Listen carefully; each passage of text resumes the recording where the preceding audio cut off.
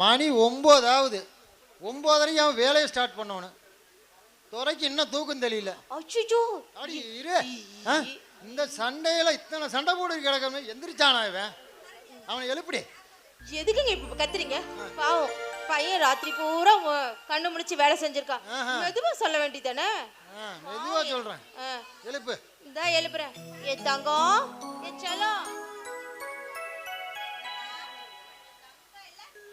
அப்படியே எந்திரிக்கலனா கொஞ்சம் பால் காட்டி படுக்க வை, இன்னும் கொஞ்சம் நல்லா தூங்கட்டும்.